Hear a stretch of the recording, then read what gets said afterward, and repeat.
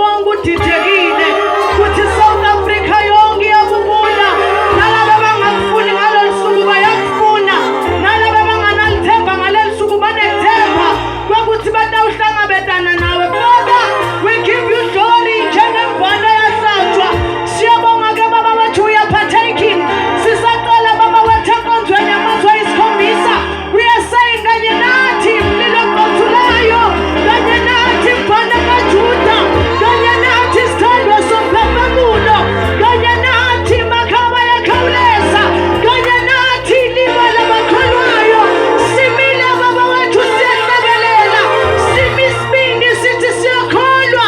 It is because of you, Spirit of the living God. Lord, we adore you.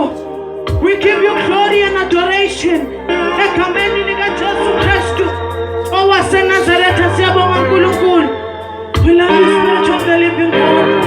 Hallelujah. Sanibonani bazalwane kuseni egameni likaJesu. Sanibonani bathandekayo. Sanibonani etendeni egameni likaJesu. Kunesimo bazalwane lesehluka kumuntu uma kasetendeni noma sesonbeni. Ngiyacela sibeni nawo umoya wasetendeni. Hallelujah. Uma setendeni kunako sima sekuba mahlathi.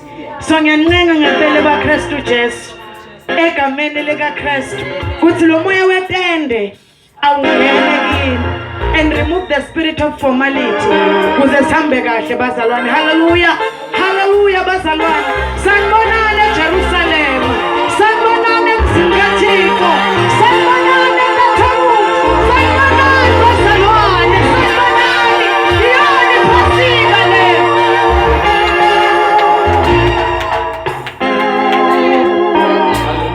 Ngiyasola ukuthi kunabazalwane abasaye hall abakakafiki. Akusiye hall bazalwane siphelele na. Sanibonani bazalwane. Siyanibingelela eJerusalem. Siyanibingelela emzini okhanyayo. Siyanibingelela eGosheni. Elithi iBhayibheli ngoba unyaka eDipita wakhanya eGosheni. Sanibonani okhanyayo. Sanibonani bazalwane. Sanibonani, sanibonani. Sanibonani, sanibonani. Sanibonani. Hallelujah. Yabazalwane abakhuphukela kule ndawo. Abakhuphukela kule ndawo. Bakhuphuka ababuthakathaka. Babuyele emuva bahlabelela iculo laseJerusalem. Abakhuphuka kule ndawo bakhuphuka abagula. Uma babuye banokuphila kwabo. Abakhuphuka le ndawo kaJehova bafika banakekile. Uma beka banama-solutions. Bathi semzini okhanyayo.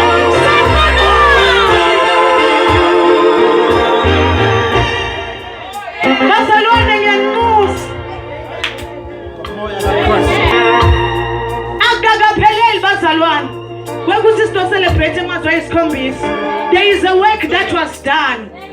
Hayi bazalwane siyanimukela ngili phasika leli. Ngili phasika leli. Athi Johana lamaphala senhlatshiwe lethi phasika. Lenhlatshwa kwaDula yilani phasika. Asambeni bazalwane umuntu umemela unikezwe isikhathi. 5 minutes awusekho. Ngiyambona ubaba uzoze ngibuke. Angifuni ukufika kuye ke bazalwane.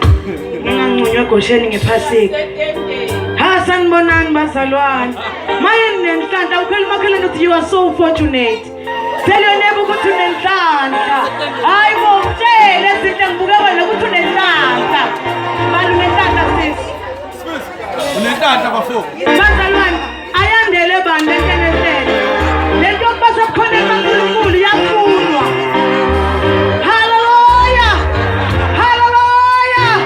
Hallelujah. Luke chapter number 23 verse number 34. Yes. Ngiyacela bazalwane sigijime sifike lapho. Hallelujah. Luke chapter number 23 verse 34.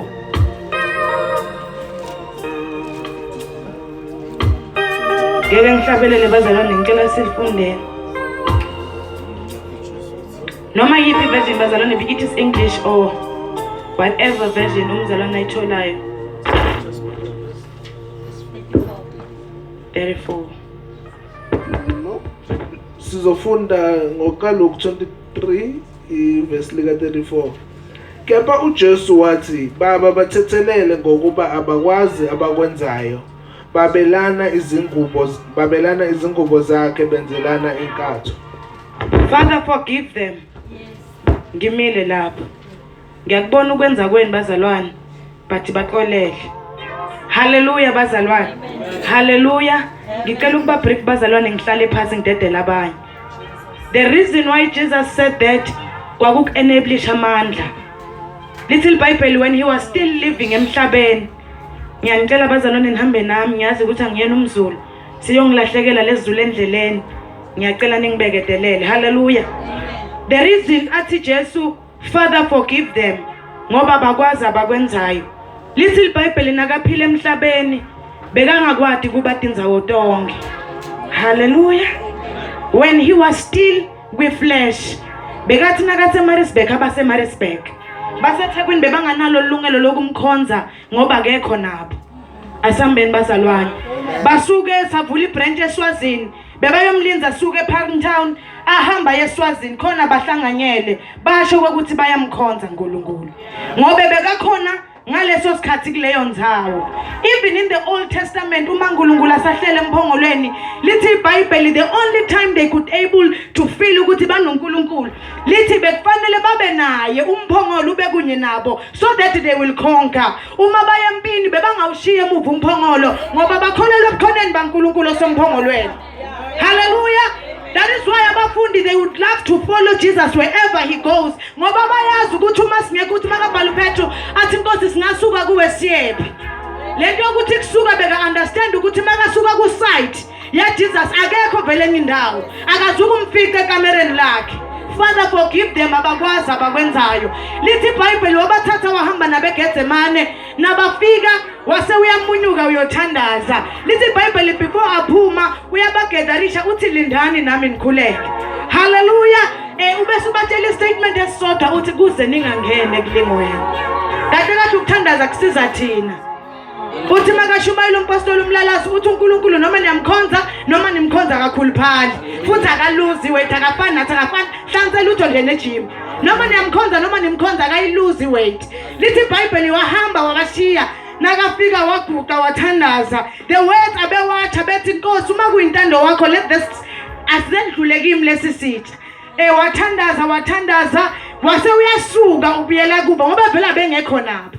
Uma kabuyela kubo bafika balele uthi nilele ningelinde nami ihora libelodwa. Ningelinde nami ihora libelodwa. Out of the 24 hours that we have been given ihora libelodwa. Amen. Till Bible waphendula omunye wathi Nkosi umoya uyavuma kodwa inyama ibuthakathaka. Iyona inkonzo yomthandazo bazalwane. Uma kusavuma umoya nenyama kusane era. But lesikhathi sekuvuma umoya inyama uyizwa ukuthi sibuthakathaka yazi ususeGetsemane. That is the connection between God and man. Lapho khona inyama ingasavumi but umoya uvuma. Lithi iBhayibheli they gathered waphindela futhi wabuyela wayothandaza for the second time wakhuleka saying the very same words. Waphindela wabafika balele sanibonani bazalwane. Ubafika kwesibili balele ubawonishile eqaleni uthi ningelinde nami ihora. Hallelujah. Libelodwa. Hallelujah. Asambeni bazalwane lithi iBhayibheli wabashiya for the third time. Wakhala crying to the Lord, Father, if it is your will, asendlule kimi lesisithi. Wasebuyela kubo for the last time. Abashintanga bebesolo belele. Amen. Uma bangekho uNkulunkulu bazalwane izinto ziyalala. Kulala kulale bafundisi. Kulala kulale emanxuso bese uyabuza ukuthi ibandla linxuselwa ngibani mara siseGetsemane. Hallelujah. Hallelujah. Father forgive them abakwazi abakwenzayo. Till Bible wabatshela ukuthi omunye wenu uyakungikhaphela angidayise baphuma bo Judas Nkosi mina na and they did all those things. Lithi iBhayibheli waseyahamba uhamba nabo wafika wathathwa kubo. That is when they started experiencing ukuthi akasekho. Yeah. Ngoba by that time bekakwazi ukuba setendeni angabi bikho ku shelter.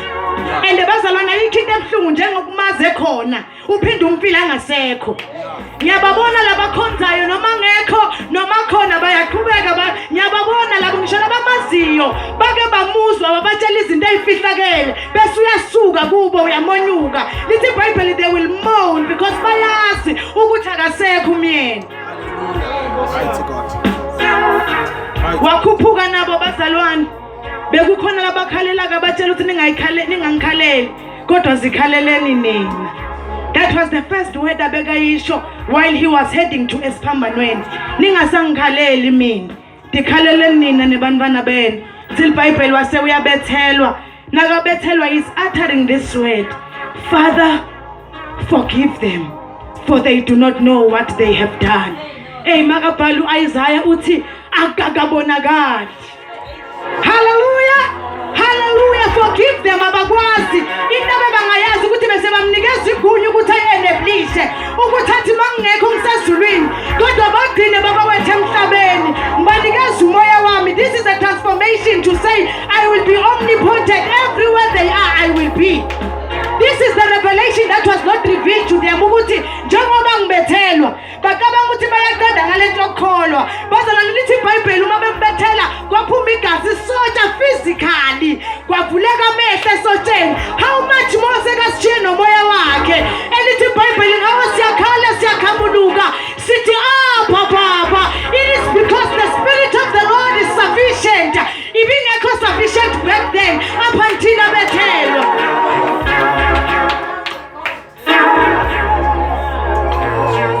Lithi iBhayibheli abembelani nomgodi bazambela bona. Ile ndaba bayenza bathi bayaqeda ngalabazalwane ekuthiwa ngamakholo. Kanti abazi ukuthi that is when they are giving him authority. Kuthatha hleli kunzuthu ase ahleli emkhuze abena project eMpumalanga. Sithi uma sikhaliswa into eyodwa uyibuza ukuthi kanjani ngoba we are in different provinces. Kanti he is enabled. Uyakwazi ukufinyelela eMaritzburg, afinyelela ePinetown, afinyelela eMpumalanga. It is because he gave them the power. Hallelujah bazalwane. Kunalokho nje bazalwane sajabulisa umkhosi wePhasika ukuthi woe unto those people who are aware that he is no longer with us physically. Athi umbhalo oqile uJesu nathi ngomoya la. Unathi ngomoya la abeke ngabe nathi bazalwane ngomoya ifa bengabethelwanga. Besizothi lento yokukholwa inama favors because abezohlala kwashoza ngayi kwaShelembe. But ngenxa yokuthi walenga waseyasha athi Father nalabo bangazi I'm gonna reach out to them because umoya kaNkulunkulu athi Isaiah ungqobile. When you are anointed by the Spirit of the Lord, no man will qualify you and disqualify you. Hallelujah bazalwane. Sizosho njalo nje ukuthi when Christ died athi Father forgive them. Abenzela ukuthi nami ngisemadlozini ngithi uma ngifinyelela senkholwa 2020 ngifike lento kamoya. Abengeka yisho unkolele in advance. Athobhala ijoy celebration sizokurekerera in advance. I will forgive you. Usikolele bazalwane. That is why uma kushunyayela ivangeli khona umuyedwa ozophenduka. Abengeka phenduka uma semhlabeni. So we are forgiven for such reasons. Kokuthi nengane sazoyizala. One day ziyophangamisa sithi Father we come to you as our Lord and our Savior. It is because umoya wakho utheleleke phezu komoya wethu. Hallelujah bazalwane. God was here to give us the identity. To say that noma senwile you are going to rise again. Noma senvukile you do not have to boast because uNkulunkulu wena onivusile. Baba baxolele abakwazi abakwenzayo. Hallelujah. Hallelujah. Usizwise lawo mandla abafundi bathenjiswa silifuze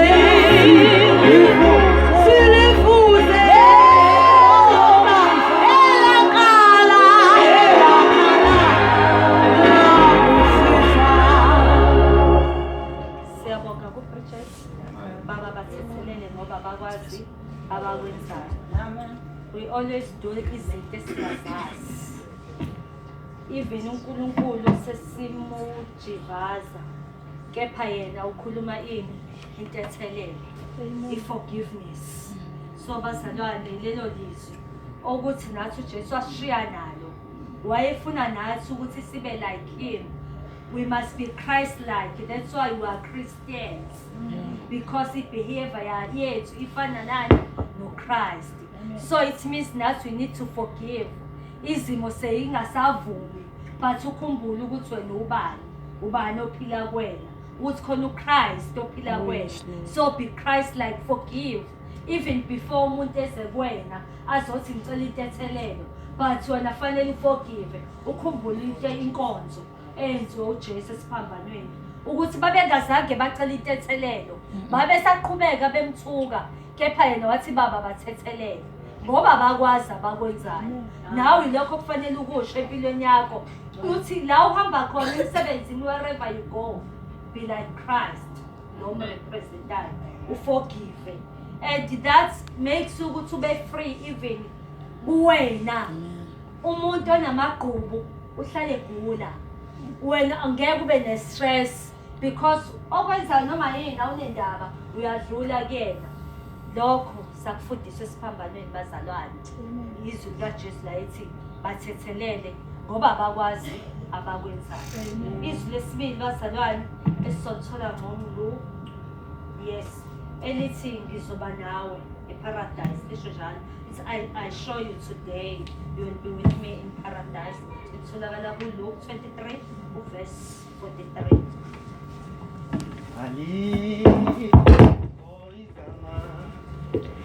Elimnandi igama lakho, oh igama lakho alikho elimnandi igama lakho.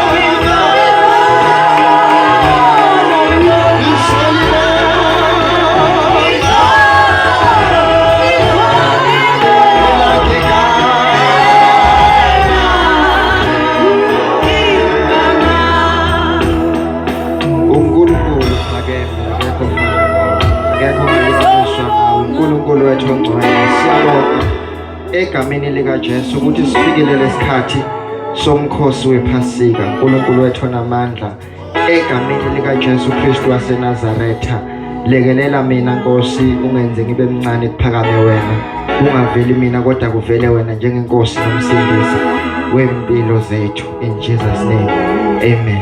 Hallelujah. Sibingelela abazalwane egameni likaJesu, amen. Sanibonani bazalwane. Engathi ungabingelela umakhelwane umtshela ukuthi wenze kahle wafika kule ndawo.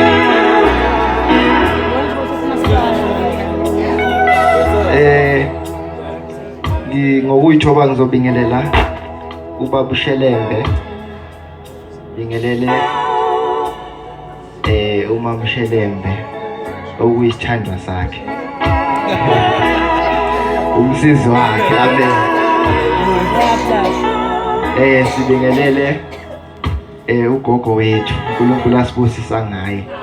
It is a blessing. Yabona makunogogo enkonzweni. Okwazi enkonzweni bazalwane kufanele kube khona ingane encane. Kube khona lezi eyifunde crash suke lapho kube khona laba abahluphayo ama-teenager suke kuma-teenager kuye ku-youth from youth kufanele kube khona obaba nomama from ubaba nomama kufanele kube sibe nogogo ngoba lithi iBhayibheli ngesikhathi bephuma eGibhithe uMoses bathi asibashiye abadala kwakukhona ukuphikisana phakathi kwabo ukuthi hayi asibashiye laba ngeke bakwazi ukuhamba asibashiye vele sebazofa bona asibashiye nothi uMoses no sihamba nabadala bethu. Haleluya. Sibingelele intombi nezinsizwa sibingelele bonke abazalwane abakhona bingelele umfowethu Sifiso osisiza lapha ngeinsimbi ngogubhu amen. Hallelujah. Sibingelele ke netakalani sesami odado amen. Siyabonga kakhulu bazalwane igama ngomlungisi sibongo kaNtshakala.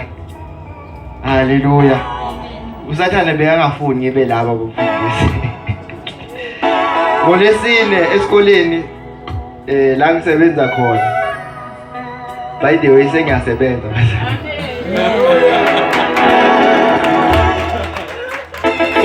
Umsebenzi ngawuthola ngonyaka ophelile ngila eJune. Ngibhala ama-exam.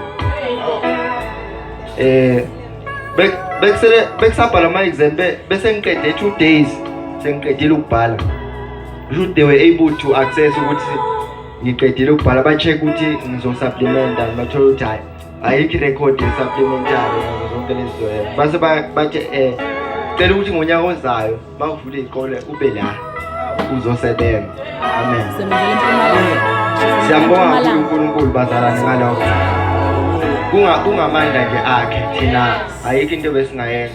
Ngithe-ke mangisuka esikoleni ngolesine bekufanele ngisubmithe ama-mark sheet zonke lezi zinto lezo ngiphume ngo-12 ngagibela ngolesine ngifike ekhaya ngo-7 ebusuku ngolesine. Ngolesihlanu kufanele ngivuke khona la kumele siye khona nobaba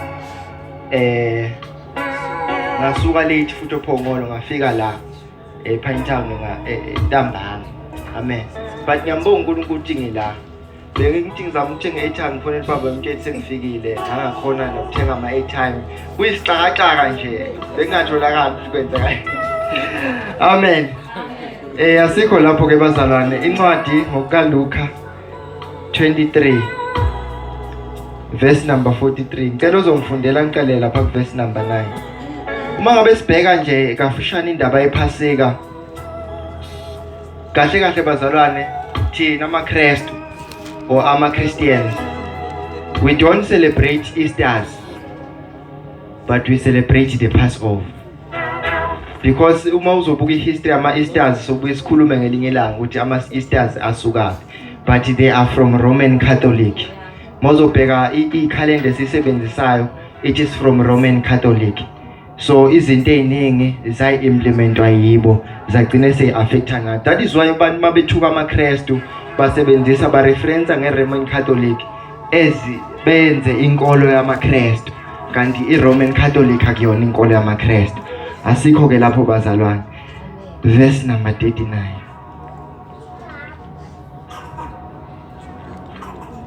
Agcine verse number 43.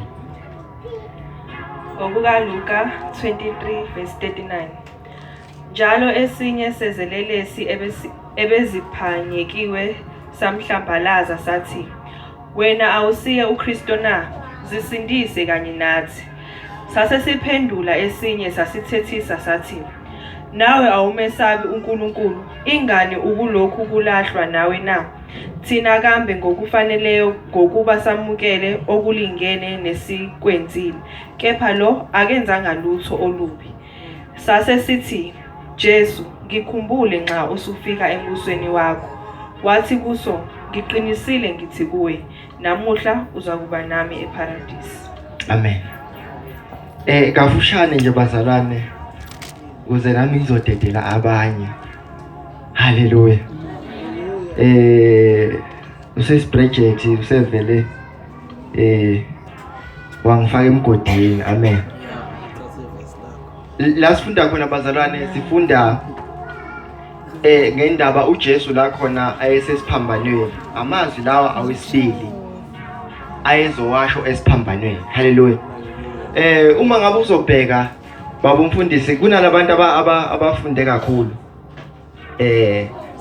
kuhle ukufunda kakhulu kuye futhi kuhluphe futhi kodwa ke kukhona uma ngabe uzofunda itheology ufunde ngama symbols number 2 urepresenta i-division or i-separation or ukuhlukaniswa kwezinto nisekhona bazalwane number 2 so uJesu before esho lamazwi lawo masizobheka nje inumber from 1 to 7 inumber yokuqala irepresenta i-unity that is why inumber yokuqala iyona ofanele ngabe siyayibheka as a church because ibandla kufanele ngabe ngalesi sikhathi ibandla lihlangene haleluya bazalwane and number 2 ke yena sizobuye sibuye kuye number 3 we will remember ukuthi number 3 uNkulunkulu kahle kahle munye kodwa ukuze afinyelele kubantu ufinyelela ngegaba ezintathu the Trinity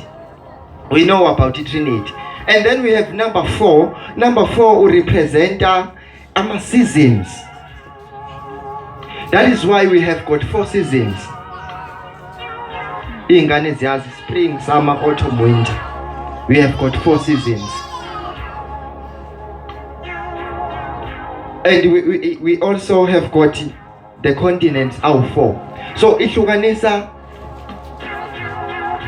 ama seasons ngendlela okwenzeka ngayo izinto then number 5 it represent grace ukuthi into esiyenzayo asiyenzi ngoba nakho sinamandla kuyenza ingakho uthobhalayo yenina nonke enomileyo nenikhatheleyo wozani kimi ngizoniphumuza ngoba vela asinamandla kwenza sidinga yena kuze azosenzisa ngamanye amazwi when we talk about grace we talk about uNkulunkulu esebenza kumuntu hayi umuntu efuna yena ukusebenzela uNkulunkulu osebenzisa umuntu nisekhona bazalwane but esikhathini samanje sinenkinga yabantu abaklema ama victories kaNkulunkulu ethi umuntu engashumayela kuwabantu phansi athi cha sengiyashumayela why it is because lo muntu aka understand everything that he does iqhamuka from God so igrace iyasiza ukunderstand ukuthi yonke into esiyenzayo asizenzeli thina it is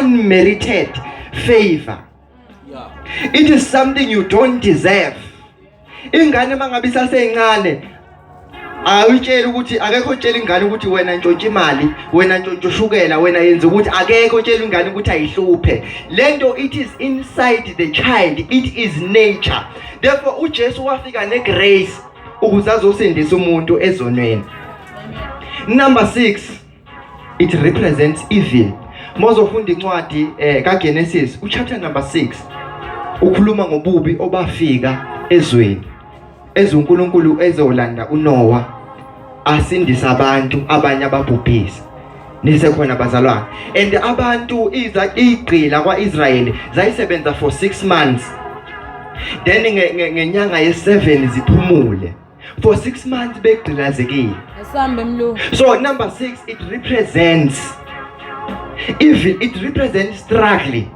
we were struggling that is why we were struggling we were trapped in law sasihleli emthethweni nisekhona bazalwane ingakho abantwana bakaIsrael uNkulunkulu kwafika isikhathi la khona athi abasebenze khona iminyaka wayehlala ethi abasebenze ngokomthetho yesabatha abasebenza iminyaka u6 ngonyaka we7 baphumule bawenze ube isabatha abantu badelela uNkulunkulu bangamlalela uNkulunkulu ngoba uNkulunkulu mayikhuluma nabantu sometimes abafuna ukumlalela abantu bafuna ukulalela uNkulunkulu sebegula abantu bafuna ukulalela uNkulunkulu sebelele ICU abantu bafuna ukulalela uNkulunkulu ngoba nakho sebeneyinkinga sebenama emotions kube ngathi bakhonza uNkulunkulu kube ngathi bayathandaza kanti bagayidwa ngama emotions lithi iBhayibheli bahluleka ukugcina lowo mthetho lo uNkulunkulu wathi ngizonilaya nihlule iminyaka ewu7 in fact uNkulunkulu wabanikeza umusa wathi sebenzani ke manje for 70 years kodwa ngalonyaka lo niphumule bahluleka futhi and then uNkulunkulu athi okay nina ngicabanga ukuthi nihlakaniphile le minyaka le ngayisebenzanga u7 ngizothi 70 times 7 izoba 490 years enizophila nigqilaziwe eBabylon. That is why sithola abantwana bakaIsrael sebe-trapped in Babylon because abafunanga ukulalela uNkulunkulu. Ngakho-ke ngikhathi ukuthini umthetho awusizanga muntu.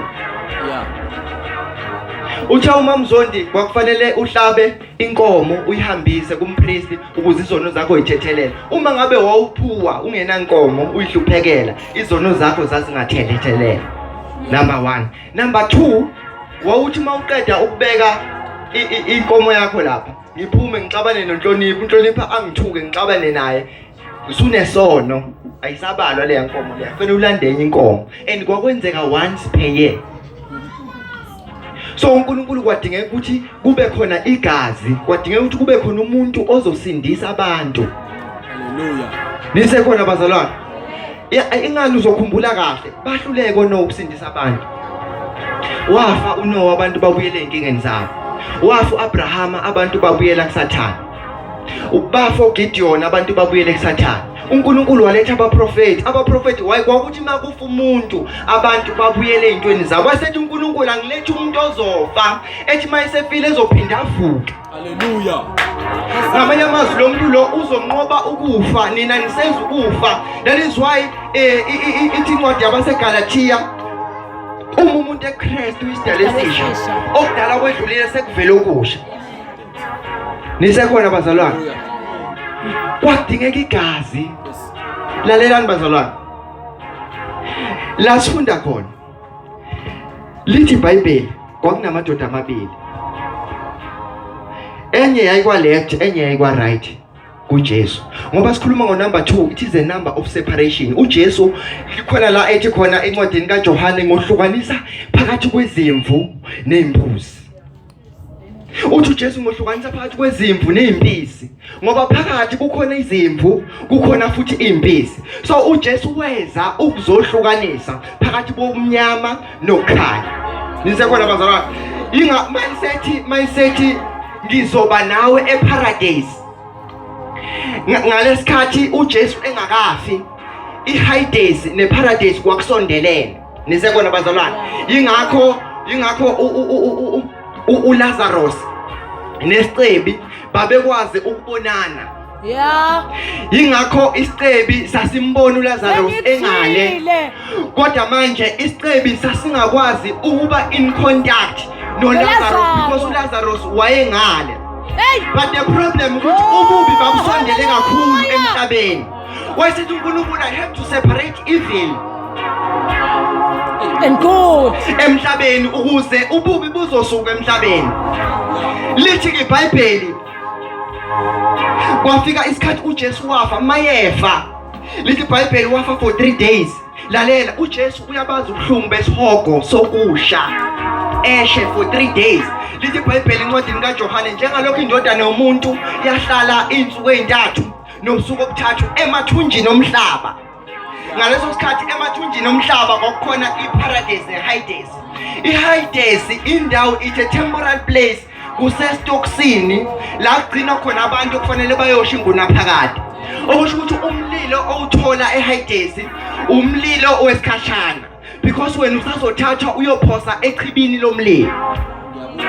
Now lithi iBhayibheli makafu uJesu wathatha ikhiya zokufa neHades. Why uJesu athatha ikhiya zokufa neHades? Wayovula umkhathi phakathi kwezulu nomhlaba. A separate. The number of separation. Number 2. Wayezoseparate izulu nomhlaba ukuze kube khona umkhathi. Ukuze mawumzalwane uzobonakala ukuthi uyakholwa noma awukholwa. Ukuze uzodlala noma ungadlali. Ingakho ethi kuzwakala encwadini kaJohane incwadi yesambulo uNkulunkulu uphatheke kabi uthi nginenkinga. Wayenenkinga nelinye ibandla. Lithi iBhayibheli leli bandla lanenkinga ukuthi bamfundisi alibandi alishisi. Liyisivuvu. Ngakho uthi uNkulunkulu uyangikasula ngoba ubanda ushisi. Ngakho ke ngizokuhlanza. Okusho ngamanye amazwi ngizokulahla ngoba wena ubandi futhi awushisi. So uNkulunkulu akafuni into engahlukanisekanga. That is why incwadini kaJohane lithi iBhayibheli mabili amakhosi, kunenkosi yokukhanya, kunenkosi yobumnyama, wena khetha ukuthi ukhonza yiphi. So uJesu wayezohlukanisa. Hallelujah. Nisekhona bazalwane? Samba nawe. Now lasifunda khona ke uthi lo wokuqala uthi we kodwa uthi inkosi awuyisindisi ngani wena? Ukhohliwe ukuthi uJesu okokuqala uyamtshela lo, uyamkhuza uthi hayibo kanti wena umazini uNkulunkulu, wena kahle kahle awazini ukuthi lo muntu lona akenzanga lutho. Thina singcono ngoba thina sonile, yena awubonanga. Thina soni ingakho abantu abafuna ukunderstand lento ukuthi uJesu wafela bona, abafuna ukwamukela lokho ukuthi uJesu wabafela. Cha, abafuna ukwamukela ukuthi uJesu wabafela. Ingakho kwaba khona impi Bridget. Ingakho kwaba khona impi phakathi kwabazalwane baseKorinte namaGreek. Ngenxa ukuthi amaGreek wayehlakaniphe kakhulu babamfundisi. Uzokhumbula mawuzofunda nje incwadi eziningi ama scientists aqhamuka from Greek, Aristotle, obanibani, those people, Albert Einstein baqhamuka from Greece. So labantu kwakunenkinga ukuthi eKorinte kwakungasemtateni ngakuyihaba la kufikela khona imkhulu. So abantu baseKorinte ngakho kwakhuza izona eziningi babamfundisi. Hayi ukuthi lezona ezayikhuzwa lapha ingoba ibandla la sikwakwenzela ibandla laseKorinte kuphela. Mawuzoqhathanisa kwakhuzwa lona kakhulu ngenxa ukuthi lalihlangana nabantu abaningi. Ngamanye amazwi lagcina lingasazazi lona ukuthi lingobani, lalingena identity. Ngoba umzalwane ukufanele ube ne-identity. Therefore if you don't have an identity, uJesu uzofika empilweni yakho azohlukanisa. Now lithi iBhayibheli lo uyamtshela uthi lo njengoba lapha esiphambaneni akenzanga lutho, akadiranga next,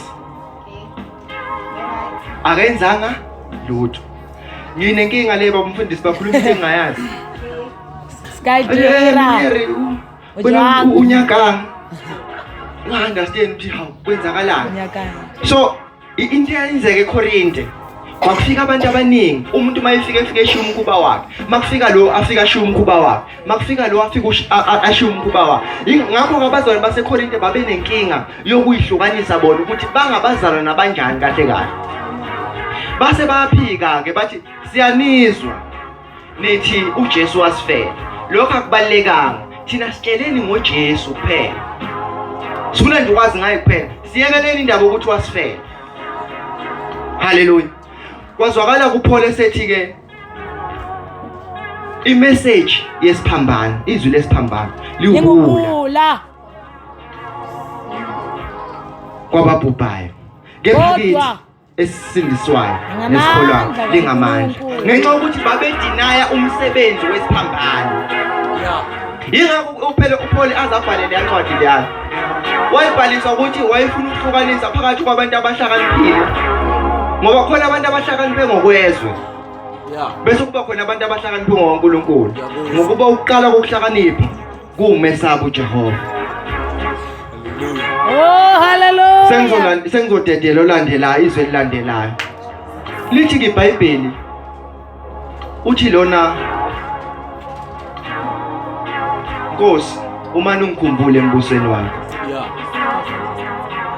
Ngoba emhlabeni babili abantu, kunabantu abamfunayo uNkulunkulu, kunabantu abangamfuni uNkulunkulu, kodwa bayafuna ama benefits akhe. Yingakho base bahlukaniselana ingubo zakhe, kodwa yena bengamfuni. Kodwa uJesu akanankinga ukuthi wena awumfuni noma uyamfuna. His mercy is always sufficient for you. It's always waiting. La kophela khona umusa uyophela mangabe uJesu sebuyile. Babumfundisi, ingani ethi ngicela ungikhumbule? Ingoba uyazi ngokomthetho, uyazi ukuthi njengesoni uNkulunkulu ungiflathele. Njengesoni uNkulunkulu akanendaba nami. Esikhathini samanje abazalwane batshela ukuthi njengoba wena wonile bayapikela, wena wonile. Wena wenza ukuthi wenza 1 no 2 no 3 phambi kwethu. Ucabanga ukuthi uNkulunkulu uzokuthethelela kanjani? And then abazalwane they feel i-rejection. And abanye bagcina bangasakwazi nokuza endlini kaNkulunkulu because they feel rejected. Lo muntu lo lesoni leselelesi sazizwa si-rejected. Sazizwa si-betrayed. Sazizwa sishiwe uNkulunkulu. Sasithi Jesu. Sezwa ngathi uJesu umkhohliwe. Sezwa ngathi uNkulunkulu umkhohliwe. Wathi Nkosi ngicela umane ungikhumbule embusweni wakho. uJesu usho lamazwi. Uthi impela umnika isiqiniseko. Uthi ngizoba nawe. Surely. Asho ukuthi ngiyoba nawe. Uthi ngizoba nawe. Okusho ukuthi uNkulunkulu akuyena umuntu we-future ukuthi uzokwenza izinto zakho ku-future. Izinto zakho ziqala manje. Ngiyakuzwa. uNkulunkulu akuyena umuntu weyizolo. Akasho ukuthi ngani wena wonile. Ngakho ke ngicela ukuthi uhlale for 3 months uyihline kuqala. Uthi no. You are clean now. Yeah, ngiyakuzwa. Hallelujah. Akasho ukuthi sizokunquma. Ngeke usahlabelele. Sizokunquma. Uthi manje izono zakho ithethele. Ngizoba uJesu wayeunderstand ukuthi njengoba efa nalamadoda amabili azofa. Kodwa lo uzoba naye namhlanje. Okusho ukuthi they will meet today. Okusho ukuthi if you die today, you will meet God today. Hallelujah. If you die today, you will go to paradise today. Hallelujah. That is when kwahlukaniswa iparadise neHades. Hallelujah. uNkulunkulu anibusise.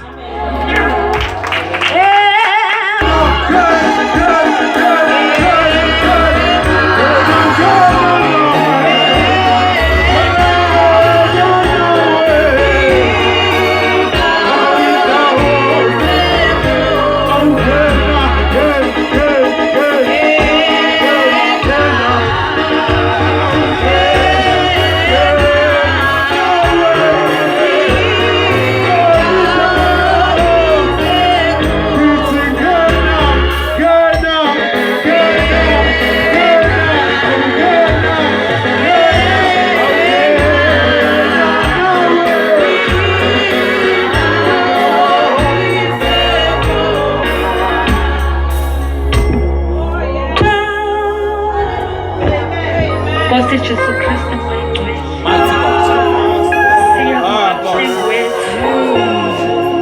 Siyabonga bayethu. Hey, siyabonga Nkosi. Siyabonga ngikhona. Hey, siyabonga baba. Siyabonga uthando. Hey, wena uMthixo. That is sufficient for us, Lord. We thank you, Lord. We thank you. We thank you, God.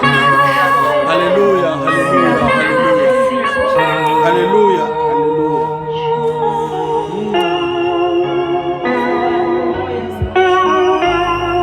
uJesu uyasiqinisekisa namanje Ngizoba nani. uthi uzokuba nathi uthi ngempela.